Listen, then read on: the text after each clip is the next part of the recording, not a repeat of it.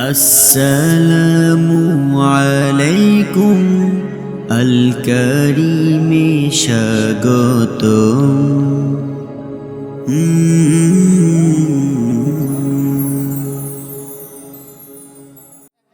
সব মানুষ তার আওয়াজ শুনতে পায়, তো কি বলেন ঠিক না ঠিক? কিন্তু আমার চাইতে যৌবন তাদের বেশি ছিল না কম ছিল? আমাদের চাইতে ক্ষমতা তাদের বেশি ছিল।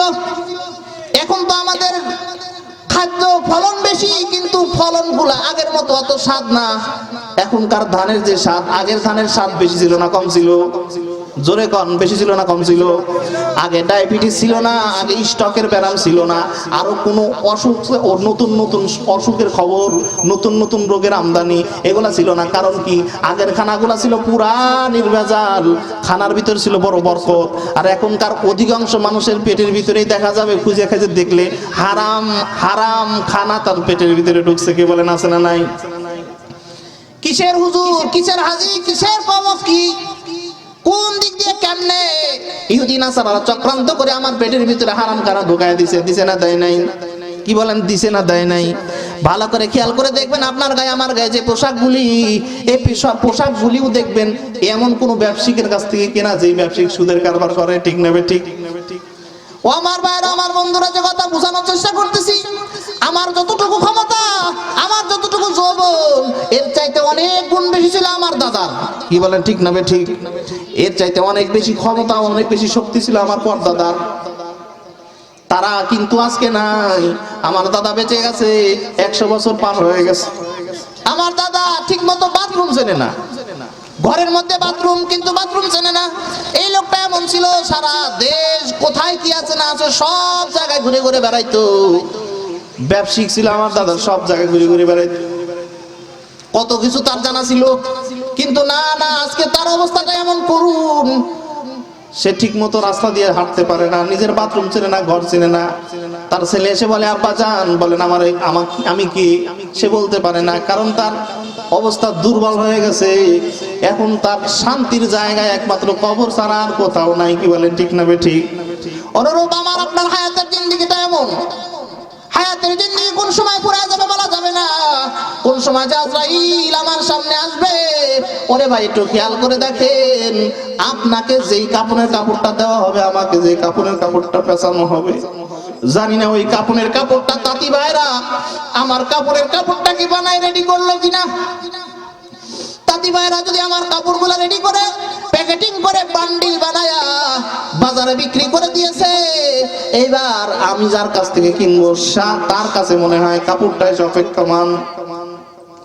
আমার কাপড়ের কাপড়টা আমার পাশেই হয়তো বা কার দোকানে যেন কাপড়ের কাপড় অপেক্ষায়। মাথাটা নিচে করে দেন, একটু মরণের কথা স্মরণ করেন। এরে ভাই, কোন দিন যেন আমার মৃত্যুর সময় চলে আসে। আমার অবস্থাটা, কাপড়ের কাপড় আমার পাশের দোকানে এমন হইতে পারে, আমার গায়ে যে কাপড়ের কাপড়টা লাগবে, ওই কাপড়ের কাপড় আমার হাতে স্পর্শ হইতে পারে। কি বলেন, পারে কি পারে না? আর একজনের একটা কাপড়ের কাপড় কিনতে গেছে, এখন চয়েস করতেছি কোনটা নিব। আরে কোনটা নিব, এটা না ওইটা, ওইটা না ওইটা, যেটা এটা না ওইটা বলছি। এই কথা বলার পর আর একটা যেটা নিচ্ছে ওইটা তার কাপড়ের কাপড় হয়েছে, আর যেটা রেখে আসি ওইটা আমার কাপড়ের কাপড় হইতে পারে। কি বলেন ঠিক না ঠিক? এই জন্য বাইরে আমার বন্ধুরা, আমার একটু খেয়াল করে শোনেন, হায়াতের জিন্দেগি কখন কার সময় ফুরিয়ে যাবে বলা যায় না।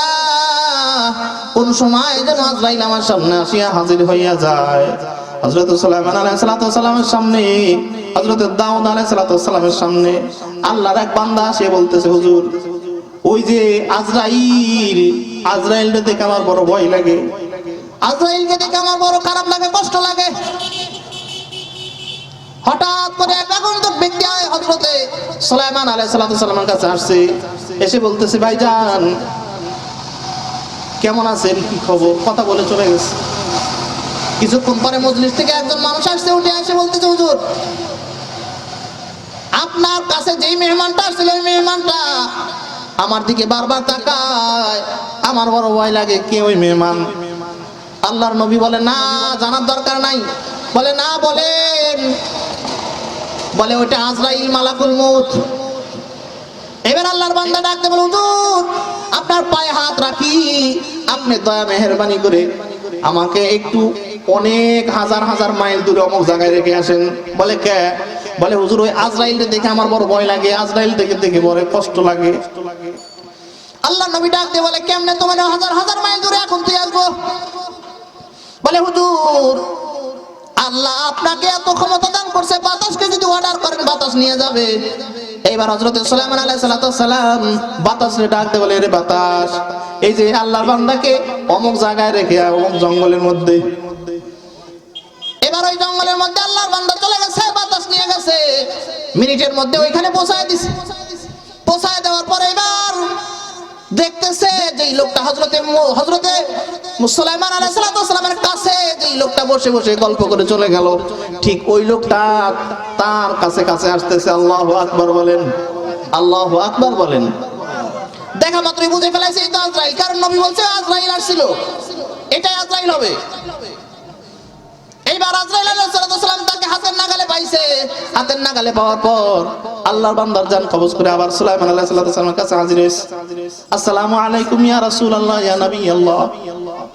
ওয়া আলাইকুম আসসালাম, কি খবর? এ ভাই আজরাইল, তুমি ওই লোকের দিকে এইভাবে এমন ভাবে তাকাইছো কেন? ওই লোকটা তো বড় ভয় পাইছে।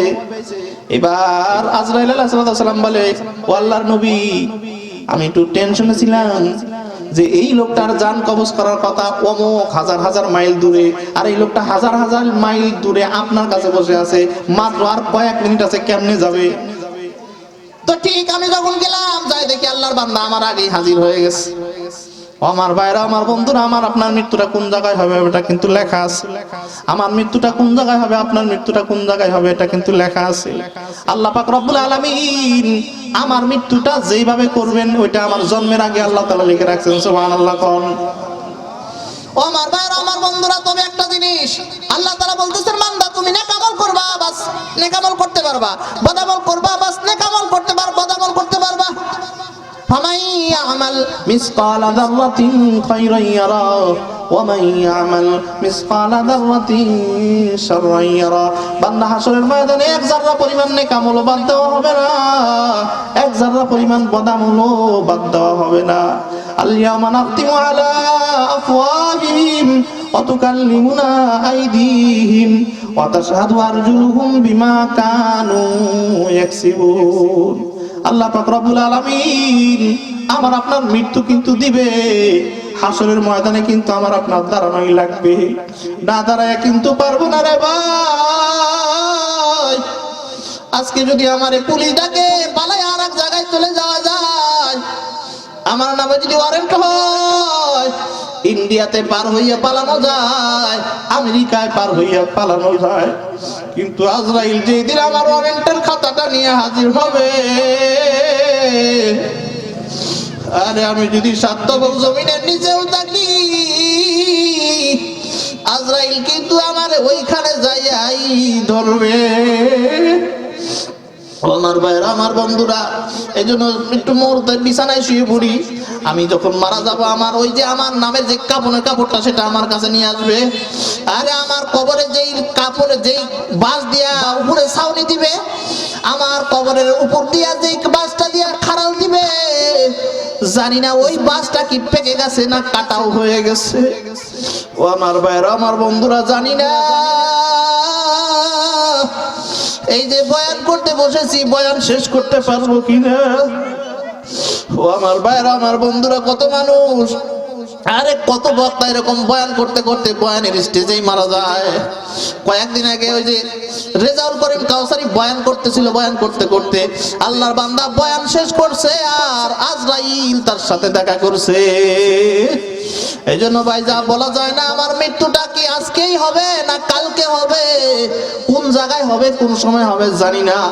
এই জন্য নিজেটা প্রত্যেকেই মাথা নিচু করে দেন, চক্ষুটা বন্ধ করে দেন, নিজের গুনার কথা স্মরণ করেন। আমি যেই গুনাহ করছি, আমি যত নাফরমানি করছি, এই গুনাহ নিয়ে যদি অন্ধকার কবরে যাই,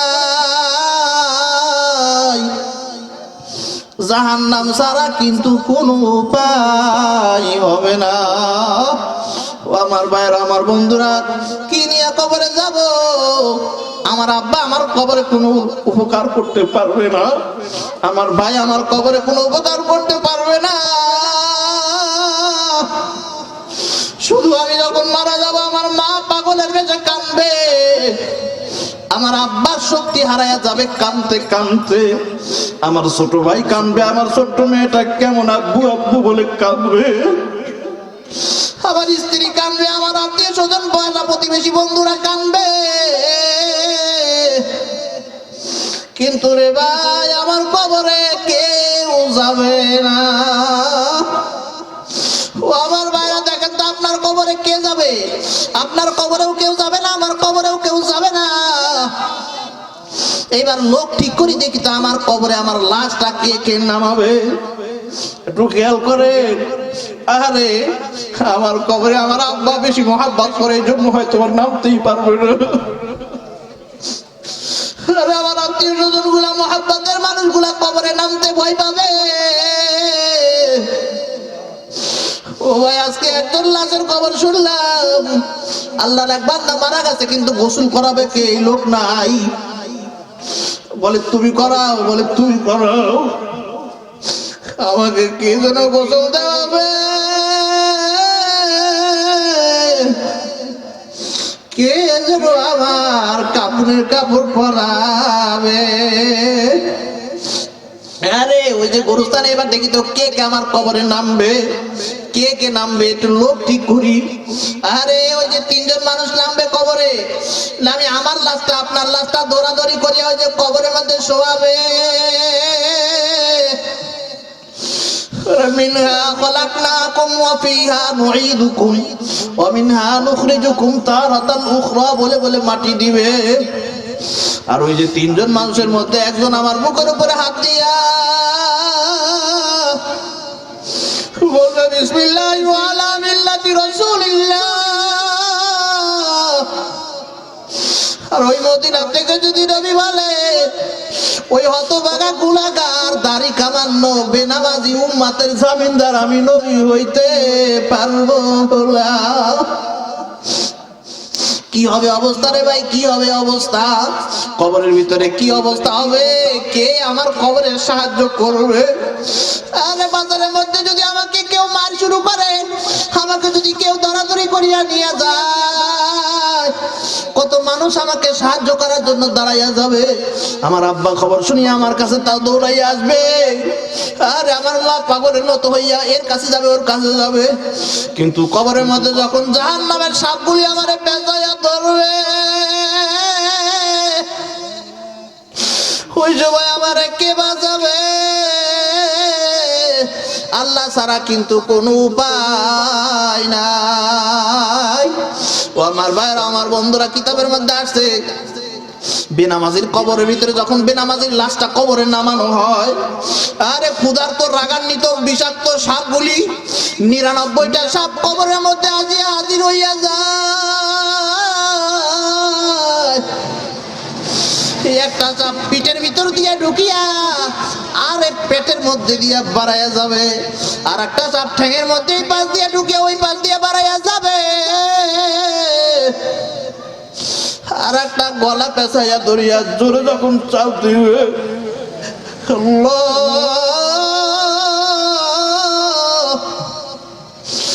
আমার জিহ্বাটা বাড়াইয়া যাবে। জিহ্বাটা যখন বাড়াইয়া যাবে, আরে ওই জিহ্বার উপরে সাপ শুরু করবে। আমার বেনামাজি ভাইরা, বেনামাজির অবস্থার এই আযাব কি সইতে পারবা? বুঝিয়ে শুনিয়ে আমার মাওলার কবরে যায়। আর এই জাহান্নামের আযাবের শাস্তি যদি তুমি সইতে পারো, ইচ্ছা মতো গুনাহ করো, ইচ্ছা মতো নাফরমানি করো, কিন্তু যদি আমি মাওলার আযাব সইতে না পারো, তাহলে আল্লাহ বলেন ওয়ালা তামুতুন্না ইল্লা ওয়া আনতুম মুসলিমুন। ও আমার বান্দা বান্দিরা শোনো, পুরোপুরি মুসলমান না হয়ে যদি আমার কবরে আসবে না। আরে কবরের আযাব কিন্তু বড় কঠিন। আরে কোন বান্দা যদি একবার কবর থেকে ছাড়া পায়, ওই লোকটা জীবনে কোনোদিন খানার চিন্তাও করবে না, ওই লোকটা জীবনে কোনোদিন বিবাহের চিন্তাও করবে না, ওই লোকটা জীবনে কোনোদিন দুনিয়াবি কোনো কাজও করবে না। ওই লোকটা একমাত্র আল্লাহর জিকির আর নামাজের মধ্যে কাটায়া দিবে। এই জন্য তো যেই সমস্ত বান্দারা কাশফের মাধ্যমে, অন্তর্চোখের মাধ্যমে যারা জাহান্নামের আযাব দেখে, আরে কবরের আযাব যারা দেখে, এরা দুনিয়ার মধ্যে বারবার বারবার বলে, ও বাবারা ফেরো ফেরো ফেরো। মরণ জবর কত কষ্ট মানুষ যদি জানতো, ঘর সংসার ছেড়ে দিয়ে শুধু ওই যন্ত্রণায় কাঁপতো। আমার ভাইরা, আমার বাবারা, কি বলবো, আমার মতো গুনাহগার এই মজলিসের ভিতরে কেউ নাই। আল্লাহ যদি ভাবনা করে কি যেন হবে আমার কবরে। ও আমার ভাইরা, দুই চোখের পানি ছাড়িয়া দেন, জীবনের গুনার কথা স্মরণ করিয়া তওবা করেন, আর গুনাহ করব না, আর নাফরমানি করব না। ওরে মালিক, তুমি ছাড়া কবরে কোনো উপায় নাই। এই জন্য ভাইরা আমার, বন্ধুরা আমার, কবরটা একটু সাজায়া নেন। আপনি যদি পরের একটা বাড়িতে হারে 6 মাস 1 বছর ভাড়া থাকেন, ওই বাড়িতে আবার জিজ্ঞাসা করেন এসি আছে নাকি, কারেন্ট আছে নাকি, ঘরটা রং করা না পুরাতন রং করা, আরে ওই ঘরে খাট আছে না কার্পেট আছে, বাথরুম আছে, পানির লাইন আছে নাকি, কত খবর না। আমার বাইরে যেই কবরে হাজার হাজার বছর থাকবা, ওই কবরের কি একবার খোঁজ নিছ? কবরে কি তোমার কাঁচা মাটি দিবে না জান্নাতের ফরাশ বিছাবে? আল্লাহ, কোন মানুষ যখন কবরের মধ্যে যায় তো আল্লাহ পাক রব্বুল আলামিন ফেরেশতা পাঠায়, তাকে প্রশ্ন দেয়, 3টা প্রশ্ন করে, মান রব্বুকা ওয়া মান দীনুকা ওয়া মান নাবিয়ুকা মান হাযার রাজুল। জিজ্ঞাসা করে, ও ভাই, তোমার রব কে, আল্লাহ কে, তোমাকে কে সৃষ্টি করেছে? ওমান দীনুকা ওয়ামান নাবিয়ুকা, তোমার ধর্ম কি ছিল, আর তোমার নবীকে, মান হাযার রাজুল। কবরে যেই ব্যক্তিকে কবরে রাখা হয়, ওই ব্যক্তি থেকে মদিনার রওজা পর্যন্ত সুড়ঙ্গ একটা রাস্তা হইয়া যায়, আর ওই রাস্তা দিয়া নবীর চেহারাটা তার সামনে ধরা হয়।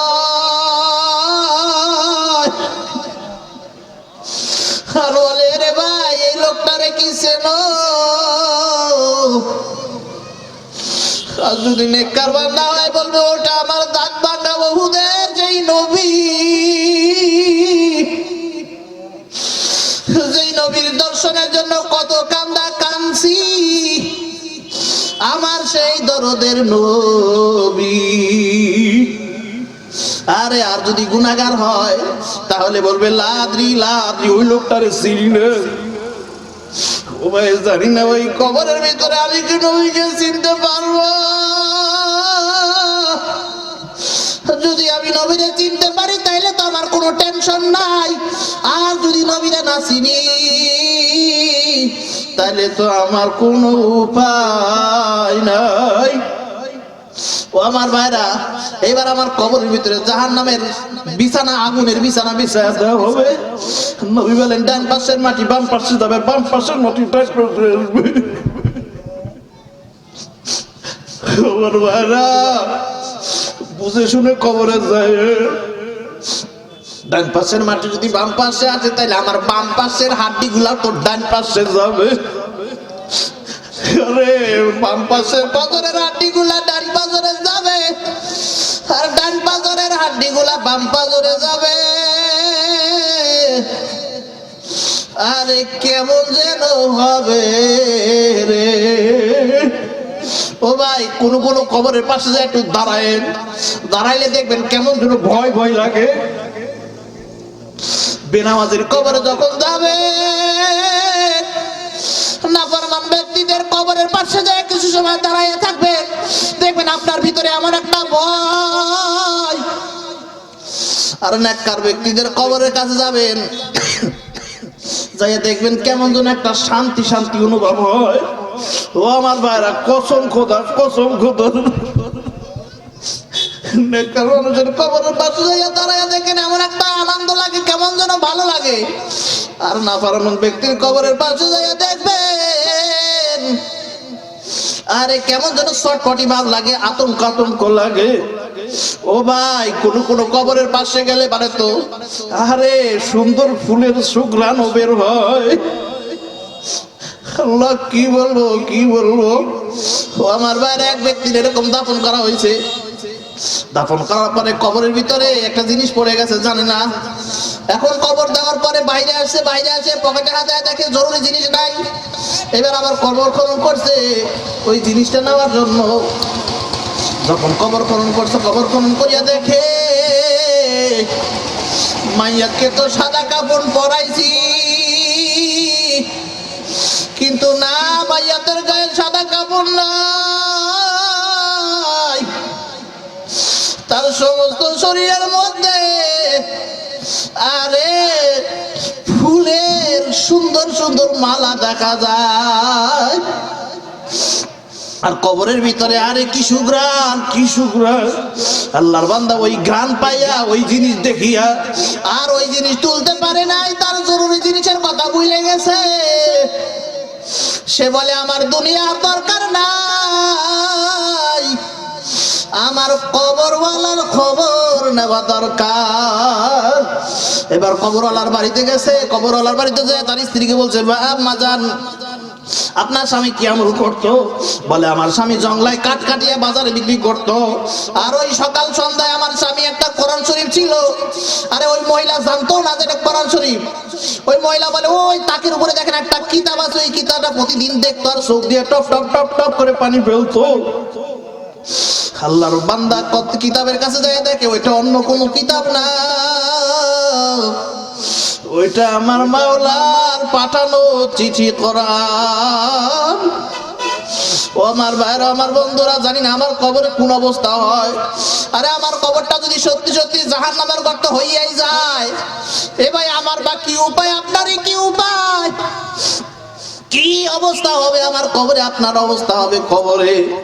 এ ভাই একটু কবরে সামানা নিয়ে যাই, 3 দিনের জন্য ইস্তেমায় গেলেও তো বেডিং পত্র, শীতের বস্ত্র নিয়ে যাও। হাজার হাজার বছর কবরে থাকা লাগবে, ওইখানে কি কোনো সামান দরকার নাই। ওইখানকার সামান না নিলে কিন্তু উপায় নাই। ও ভাই, এই মজলিসের ভিতরে কারো মা কবরে চলে গেছে, কারো বাবা কবরে চলে গেছে, কারো দাদা কবরে চলে গেছে। 2 ফুটো চোখের পানি দাদার জন্য, মায়ের জন্য ছাড়িয়ে দেয়। জানি না কোন দিন যেন আমারও যাওয়া লাগে রে ভাই, কোন দিন যেন আপনার যাওয়া লাগে। তো বলতেছিলাম আমার কবরটা আমি ঠিক করি, আপনার কবরটা আপনি ঠিক করেন। আমার কবরটা যদি জাহান্নামের গর্ত সত্যি সত্যি হয়, কি করব ভাই, কি করব? আরে একটা কিছু হবে এরকম না, শেষ হওয়ার জিনিস না। কবরের জিন্দিগি এমনই এক জিন্দিগি, শুরু আছে কিন্তু শেষ নাই। ও আমার ভাইরা, আমার বন্ধুরা, খেয়াল করে দেখেন, আপনি মনে করতেছেন, আমি মনে করতেছি আমার হয়তো মৃত্যু হবে না, তা না। আপনার আব্বা, আপনার দাদা, আপনার পর দাদা কই, তারা তো নাই, আমিও একদিন থাকবো না। আর আমার বয়স যদি 30 বছর, 40 বছর হয়, 50 বছর হয়, আর 100 বছর পর আমার তো আর সম্ভব না, আমি তো কবরের বাসিন্দা হয়েই যাবো। এই জন্য ভাই গুনার কথা স্মরণ করি। আরে কি নিয়ে কবরে যাবেন একটু চিন্তা করেন, একটু চিন্তা করেন। এমন কোন বস্তু কিন্তু আমারও নাই, আপনারও নাই, যেটা নিয়ে কবরে যাবেন। কবরটা কিন্তু আরে হযরত ফাতেমা রাদিয়াল্লাহু তাআলার কবরের সময়, আরে আল্লাহর নবীর সাহাবী, আল্লাহ আল্লাহ, আল্লাহর নবী সাহাবী আবু যর গিফারী রাদিয়াল্লাহু তাআলা আনহু যখন গভীর রাত্রিতে ফাতেমা রাদিয়াল্লাহু তাআলা আনহা কবর খনন করতে গেছেন, কবর খনন করতেছেন আর বলতেছেন, এ কবর তুমি কি জানো আজকে তোমার ভিতরে কাকে রাখতেছি?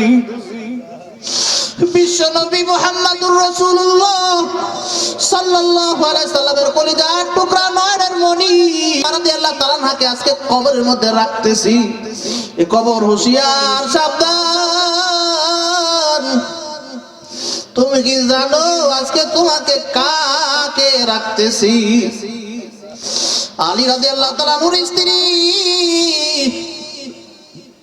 হাসান হুসাইনের আম্মাকে কিন্তু কবরে রাখতেছি। এ কিন্তু জান্নাতের সর্দারিনী। আরে খবরদার, কবর বেয়াদবি যেন করিস না। কবর হঠাৎ করে জবান খুলিয়া ডাক দিয়ে বলে, রে আবু যর গিফারী, নবীর স্ত্রীকে চিনি না, নবীর কন্যারে চিনি না, হাসান হুসাইনের আম্মারেও চিনি না, আলীর স্ত্রীরেও চিনি না, আমি শুধু চিনি নে কামল। যেই ব্যক্তি না কামল নিয়ে আমার মধ্যে আসবে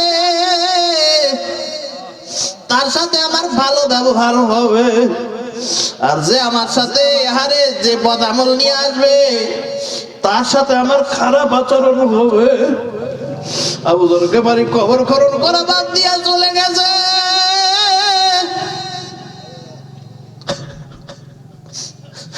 নবীর কলিজার টুকরা হওয়ার পরেও যদি কবরের এই ভাষা, না জানি আমি আবু যরের কোন অবস্থা।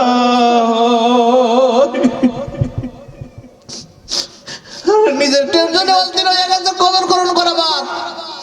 আল্লাহর বান্দা চলে গেছে, এমনকি যারা যায় আসতে পারে না। কোন চিন্তা করে বসে আছো ভাই, কোন চিন্তা করে বসে আছো? আরে গুনার দিকে তাকাইলে আমার এমন কোন গুনাহ নাই যে গুনাহ আমি করি নাই। আরে গুনাহ মুক্ত না করিয়া যদি কবরে যায় কেউ কোনো উপকার করতে পারবে না। এজন্য ভাই 5 ওয়াক্ত নামাজ পড়া লাগবে, আল্লাহর জিকির করা লাগবে, তাবলীগে যাওয়ার সময় দিয়া ইলম শিক্ষা করা লাগবে, নামাজ শিক্ষা করা লাগবে, ইজতেমায় যাইয়া নামাজ শিক্ষা করা লাগবে, ঈমান শিক্ষা লাগবে। হক্কানি ব্যক্তিদের সামনে যাইয়া হারে আল্লাহর ওলি আল্লামা শেখ সাদি রহমাতুল্লাহ আলাইহি বলেন, এক জামানা সোহবতে বা আউলিয়া বেহতার আজ সাদ সাদে তাআত বেরিয়া। অল্প কিছু সময় আল্লাহ ওয়ালার দরবারে কিছু সময় বসে থাকা 100 বছর রিয়াহীন ইবাদতের চেয়েও বড় দাবি। কারণ আল্লাহ ওয়ালার সোহবতে যদি কোনো নামাজি বেনামাজি যায়, ওই লোকটা নামাজি হইয়া বাড়ি ফেরে। কোন হক্কানি আল্লাহ ওয়ালার দরবারে যদি কোনো মদখোর যায়, মদ ছাড়িয়া বাড়ি ফেরে। ও আমার ভাইরা, আমার বন্ধুরা, আল্লাহর মহাব্বত নিয়ে বাড়ি ফেরে। এজন্য আল্লাহ ওয়ালার সোহবতে যাইতে হবে, তাবলীগে যাইতে হবে। এ ভাই 40টা দিন যদি তাবলীগে কাটাইয়া দিতে পারেন, 40টা দিন আপনি নামাজি ব্যক্তিদের সাথে থাকলেন, 40টা দিন আপনি মসজিদের মধ্যে থাকলেন, যেই মসজিদের ভিতরে আরে এমনি যদি বসে থাকা যায়, নামাজ পড়লে যে নাকি সে নাকি আল্লাহ তাআলা দিয়ে দেয়। সুবহানাল্লাহ, সুবহানাল্লাহ, জোরে বলেন না সুবহানাল্লাহ। ও আমার ভাইরা, একবার সুবহানাল্লাহ বললে আল্লাহ পাক রব্বুল আলামিন আরে বান্দাকে একেবারে নিজের আপন বানায় নেয়। সুবহানাল্লাহ। যেই ব্যক্তি একবার বলে সুবহানাল্লাহ, আল্লাহ বলে, এ বান্দা তুই আমারে সুবহানাল্লাহ বললি মানে আমি পবিত্র, যা তোকেও আমি পবিত্র বানায় দিলাম, তোকেও আমি গুনাহ মুক্ত করে দিলাম। আলহামদুলিল্লাহ। ও আমার ভাইরা, আল্লাহু আকবার, লা ইলাহা ইল্লাল্লাহ, এই সমস্ত ডাক শুনলে আমার আল্লাহ এত খুশি হয়। আমার আপনার বাড়িতে ছোট্ট ছোট্ট কচি কাঁচা মাসুম বাচ্চারা আছে, যারা ঠিক মতো ডাকতেও পারে না, ঠিক মতো আব্বা বলতে পারে না, ঠিক মতো দাদা বলতে পারে না। ওই তুতলা অবস্থার ডাক যেমন আপনার কাছে বড় মধুর, বিদেশে যাইয়া ওই ছোট্ট নাতির একটা দাদা ডাক শোনার জন্য ফোন করেন। আরে দূরে যাইয়া ছোট্ট বাবার ছোট্ট সন্তানের ডাক একটা শোনার জন্য ফোন করেন। বিবির সাথে কথা বলিয়া জরুরি সব আলাপ সারি এবার বলে ওই বাচ্চার কাছে দাও, ওরে একবার আব্বা ডাক্তার শুনতে বড় ভালো লাগে। ও আমার বাইরে আমি মাঝে মাঝে বলি আমার এক বন্ধু ছিল ছাত্র জীবনে, আরে ওই ব্যক্তিটা ওই ছেলেটা বাবাকে বুড়া বলে ডাকতো, মুরব্বী বলে ডাকতো। ওই বাবার কানে শুনেছি আরে তার আব্বা বলে ও যদি একবার আমারে আব্বা বলে ডাক দেয় আমি 1 বিঘা জমি ওর নামে লিখে দিব। আমার ভাইরা আমার বাবারা, বাপের অন্তরের ভিতরে সামান্য কিঞ্চিত মোহাব্বত দিয়া যদি বাপ একবার আব্বা ডাকার কারণে 1 বিঘা জমি লিখতে পারে, আমার আল্লাহকে যদি কেউ একবার আল্লাহ বলে ডাক দেয়, আমার আল্লাহ বান্দার সব গুনাহ মাফ করে দেয়। ও আমার ভাইরা, শুধু মাফ করেই ক্ষান্ত নয়, আমার আল্লাহ তাআলা তার জন্য জান্নাতটা রেজিস্ট্রি করিয়া দেয়। সুবহানাল্লাহ। ও আমার ভাইরা আমার বন্ধুরা, আল্লাহ তাআলার জিকির করলে আল্লাহ তাআলা বলেন আলা বিযিকরিল্লাহি তাতমাইন্নুল কুলুব। এ বান্দা তুমি শান্তি কোথায় তালাশ করো? গাড়ির মধ্যে শান্তি না, আমি গাড়ির মধ্যে শান্তি রাখি নাই, বাড়ির মধ্যে শান্তি রাখি নাই, আমি একমাত্র শান্তি রাখছি আমি মাওলার ইবাদতের মধ্যে। ও আমার ভাইরা আমার বন্ধুরা, দেখেন আপনি একটু খেয়াল করেন, আরে একটু চিন্তা করেন, একটা মানুষকে যদি বলা হয় তোমারে 5,000 টাকা দিব, 5 লাখ টাকা দিব, আজকে ফজরের নামাজটা পড়িও না, আল্লাহর বান্দা বলবে না 5 লাখ না 5 কোটি দিলেও আমি ফজরের নামাজ বাদ দিতে পারবো না।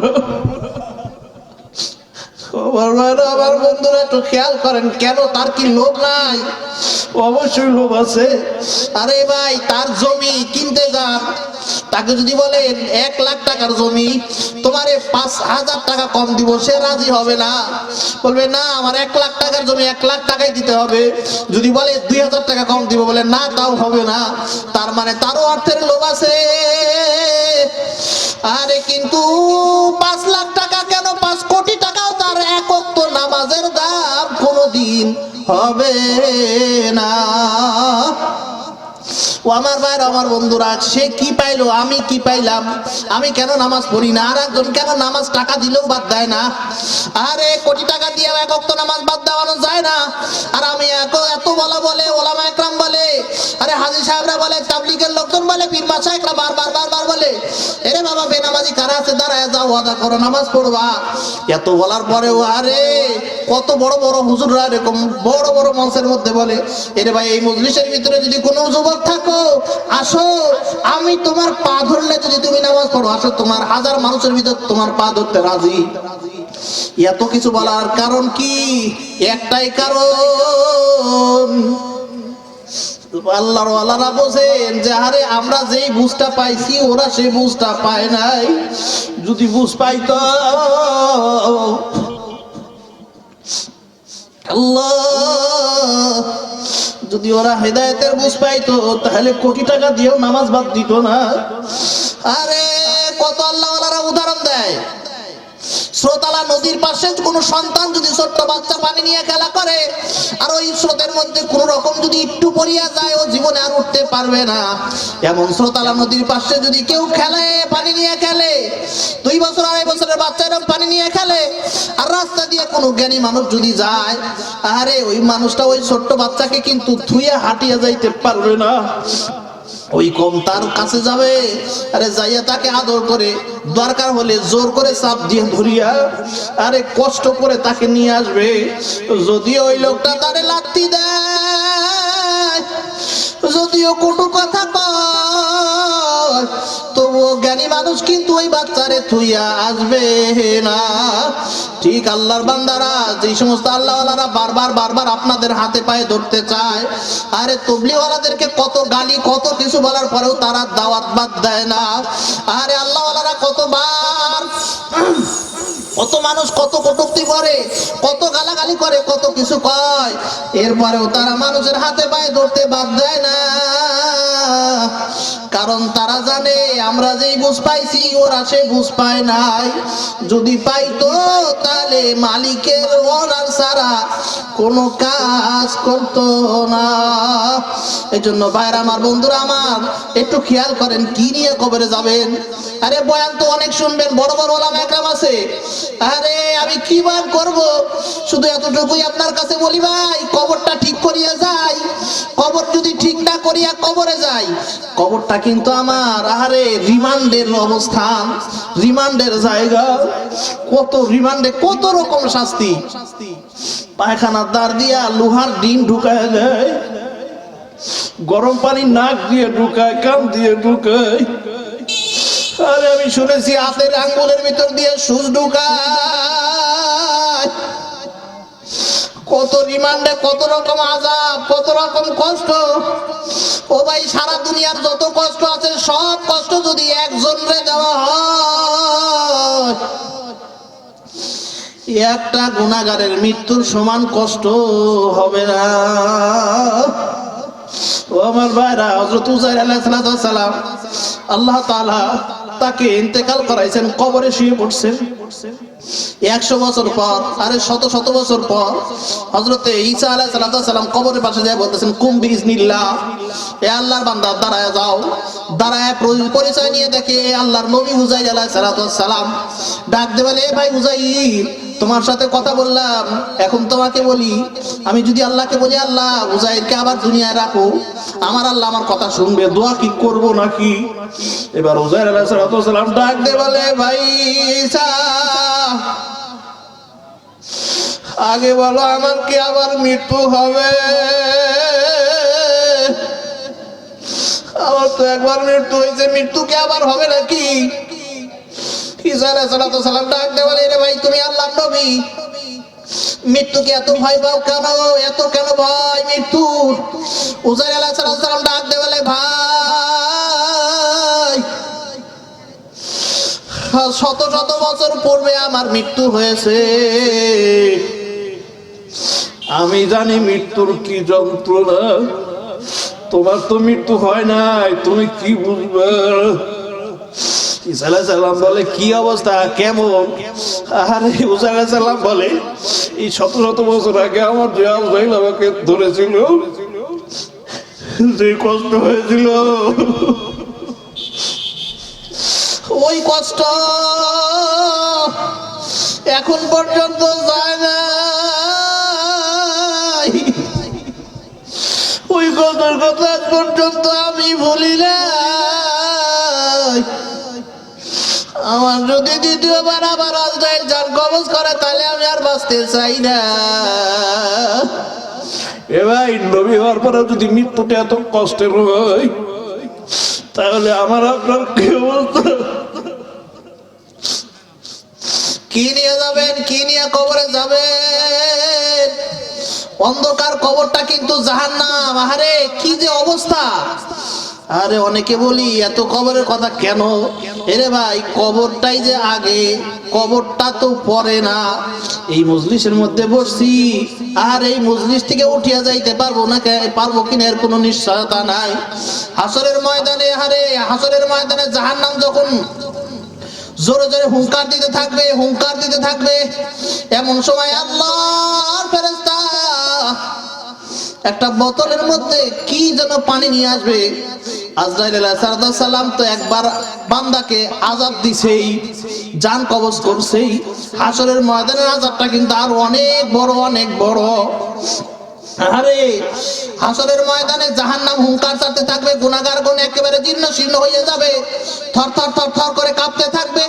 এই টেনশনে কারো কারো ঘাম এত বেশি হবে, ঘামতে ঘামতে ঘামতে ঘামতে মাজা পর্যন্ত নিজের শরীরের ঘাম হয়ে যাবে। আরে বুক পর্যন্ত কারো ঘাম হয়ে যাবে, কেউ ঘামের মধ্যে সাঁতার কাটতে থাকবে। এই জন্য ভাই একটু খেয়াল করে দেখেন, ওই সময় আজরাইল আলাইহিস সালাম তো একরকম দিছেই। এবার জাহান্নাম যেভাবে হুঙ্কার ছাড়বে, যেভাবে আযাবের কথা কিতাবের ভিতরে পাওয়া যায়, এত জোরে জোরে আওয়াজ দিবে জাহান্নামের আওয়াজে, গুনাহগার উম্মতরা আরে সব জীর্ণ শীর্ণ হইয়া যাবে। এমন সময় আরে আল্লাহর হাবিব সাল্লাল্লাহু আলাইহি সাল্লাম অস্থির হইয়া যাবে, বেকারার হইয়া আল্লাহর দরবারে সিজদায় পড়িয়া কাঁদবে আর বলবে, আল্লাহ আমার একটা উম্মত যদি জাহান্নামে যায়, আমি নবী কিন্তু তোমার জান্নাতে যাব না। ও আমার ভাইরা, এই কঠিন জটিল মুহূর্তে একজন ফেরেশতা একটা পানির বোতল নিয়ে আসিয়া এরকম পানি জাহান্নামের দিকে ফিকে দিবে, চেঙ্গা দিবে। ফিকে দেওয়ার সঙ্গে সঙ্গে জাহান্নাম ঠান্ডা হইয়া যাবে। জাহান্নাম যখন ঠান্ডা হইয়া যাবে, এরপরে আল্লাহর হাবিব জিজ্ঞাসা করবে, কিরে ভাই, জাহান্নামে এত জোরে জোরে হুঙ্কার দিতেছিল, কি দিলা ঠান্ডা হইয়া গেল? বলে, ওই যে বনবেল করিয়া ওয়াজ মাহফিলে যেই সমস্ত মানুষ চোখের পানি ছাড়ছে, অমুক জায়গায় যাইয়া চোখের পানি ছাড়ছে, এই চোখের পানিগুলা আল্লাহ তাআলা নষ্ট করেন নাই, শুকাইয়া শেষ করে দেন নাই। ওই চোখের পানিগুলা হেফাজত করে রাখছিলাম, আজকে ওই চোখের পানিগুলা ফিকে দিছি। চোখের পানি ফিকে দেওয়ার কারণে জাহান্নামের ভয়ে, কবরের আযাবের ভয়ে যারা কাঁদবে, ওই আযাবের আরে ওই সময় আমার আপনার চোখের পানিগুলা ফেরেশতারা ফিকে দিবে, তো জাহান্নাম ঠান্ডা হইয়া যাবে। ও ভাই, জাহান্নামের আগুন কিন্তু চোখের পানি ছাড়া নিভবে না। আমার ভাইরা, আমার বন্ধুরা, আমার আল্লাহ পাক রব্বুল আলামিন বারবার ডাক দিয়ে বলে, ফারিকুম ফিল জান্নাতি ওয়া ফারিকুম ফিস সাঈর। এ বান্দা, হাসরের ময়দানে কাতার কিন্তু দুইটা হবে। আরে একটা জান্নাতীদের কাতার, একটা জাহান্নামীদের কাতার। জান্নাতীদের কাতার তারা বিনা হিসাবে জান্নাতে চলিয়ে যাবে, আর জাহান্নামীরা কিন্তু হিসাব নিকাশের জন্য দাঁড়াইয়া থাকবে। জানি না ওই দিন আমি কোন কাতারে যাব, আমি কি জান্নাতের কাতারে দাঁড়াবো না জাহান্নামের কাতারে দাঁড়াবো জানি না।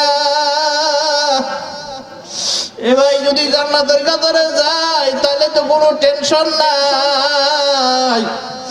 খোদা না খাস্তা যদি আমি নাজমুল হুদা জাহান্নামের কাতারে যাই, আল্লাহ আল্লাহ। আমার ভাইরা, আমার বন্ধুরা, একটা কথাই স্মরণ রাখি, একটা কথাই বলি, আমার আপনার হায়াতের জিন্দেগি কিন্তু লম্বা না, ছোট ছোট, একেবারে ছোট।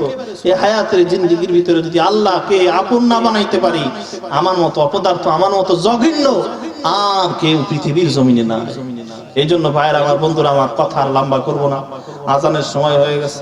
কথা একটাই, যত ওয়াজ আছে সবচাইতে বড় জরুরি ওয়াজ হলো কবরটা ঠিক করা, কবরটা ঠিক করা। কবর ঠিক না করে যদি আমরা কবরে যাই, আমাদের কোনো গতি নাই। মাত্র 50 বছর 60 বছর দুনিয়াতে আসছি, এই জন্য কত বিল্ডিং বানাই, কত বালাখানা, কত আরাম আয়েশ, কত কিছু জরুরত হয়। 3 দিনের জন্য ইস্তেমায় গেলে, চরমনায় গেলে, রসুলপুরে গেলে 3 দিনের জন্য বড় বড় বস্তা নিয়ে যাই, কত কিছু নিয়ে যাই। এরে ভাই, কবরে যে হাজার হাজার বছর থাকা লাগবে, ওই জন্য কি কিছু করা দরকার নাই? কি বলেন, দরকার আছে? দরকার আছে। এই জন্য কবরের টেনশন, কবরের চিন্তা আমার আপনার ভিতরে আনতে হবে। কবরের টেনশন, কবরের চিন্তা যদি আমার ভিতরে না আনি, তাহলে আমি মানুষ হইতে পারি নাই। আল্লাহ তাআলা কোরআনের ভিতরে বলছেন, এ আমার বান্দারা শোনো, যারা দুনিয়ার মধ্যে নাফরমান অবস্থায় চলে, দুনিয়ার জাহান্নামের রাস্তায় চলে, ফায়সার কাজে, ফায়সার কথার ভিতরে চলে, গুনাহের রাস্তায় চলে, এরা কেমন? এরা হলো চতুষ্পাদ জন্তু। এরা চতুষ্পাদ জন্তুর চাইতেও বড় নিকৃষ্ট। নাউজুবিল্লাহ বলি, জোরে বলেন নাউজুবিল্লাহ। বালহুম আদাল, এরা চতুষ্পাদ জন্তুর চাইতেও নিকৃষ্ট। এই জন্য ভাইরা, আমার বন্ধুরা, আমার কবর ঠিক করা লাগবে কি লাগবে না? জোরে বলেন, লাগবে কি লাগবে না? আর কবর যে ঠিক করা লাগবে, এই সমস্ত নিউজগুলা কোথায় পাওয়া যাবে? ওয়াজ মাহফিলের ময়দানে কোথায় পাওয়া যাবে ভাই? জোরে কন, সবাই একসঙ্গে বলেন, কোথায়? ওয়াজ মাহফিল দরকার আছে না নাই? এই নিউজগুলো আমার আপনার ভিতরে যদি আসে, তাহলে আমার জীবনটা সার্থক হবে। আর যদি আমার সামনে কবরের চিন্তা না আসে, তাহলে আমার জীবনটা কোনো সার্থকতা নাই, কোনো সার্থকতা নাই। কি বলেন, আছে? এত দলাদলি, এত মারামারি, ভাইয়ের সাথে ভাইয়ের মিল নাই, স্বামীর সাথে স্ত্রীর মিল নাই, সব বন্ধ হয়ে যাবে যদি কবরটা চিনা যায়। কি বলেন, ঠিক না বেঠিক?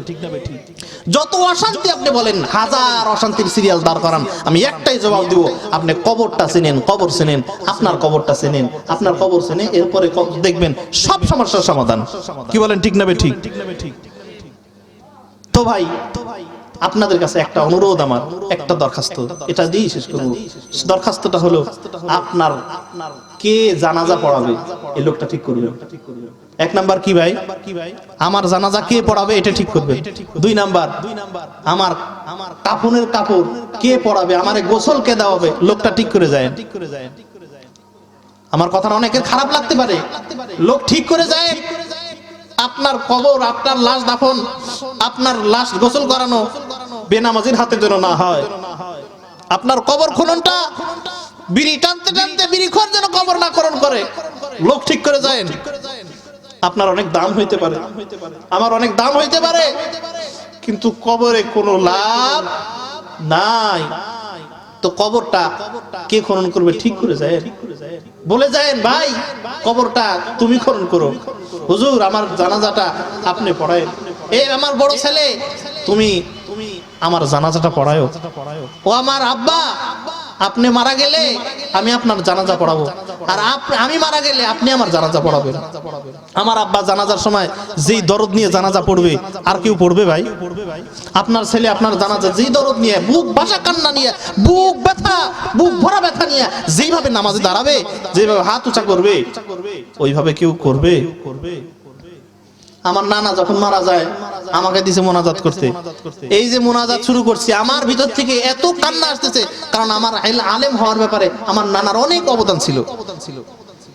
আমি মোনাজাত করতে করতে আমার কেমন যেন হুঁশ হারায় গেছে। পরে শুনলাম যে মজলিসে যত মানুষ ছিল প্রায় 1000 লোক ছিল, সবাই পাগলের মতো কাঁদছে। তো ভাই বলছিলাম জানাজার ইমাম ঠিক করে যাবেন, কবর কে খনন করবে ঠিক করে যাবেন, আপনার লাশটা কে কবরে নামাবে এটাও ঠিক করে যাবেন। পারবো তো ইনশাআল্লাহ? পারবো তো ইনশাআল্লাহ? আল্লাহ তাআলা আমাদের সকলকে এই সমস্ত কথার উপরে আমল করার তৌফিক দান করুক, কবরটা সাজায়া কবরে যাওয়ার তৌফিক দান করে। আলহামদুলিল্লাহ, আজকের মাহফিলের প্রধান বক্তা, দ্বিতীয় বক্তা কে এটা আপনারা ভালোই জানেন, এরপরেও বলি আজকের প্রধান বক্তা, প্রধান আকর্ষণ সুদূর সিরাজগঞ্জ থেকে আগত ঢাকা মাদ্রাসার মুহতামিম হযরত মাওলানা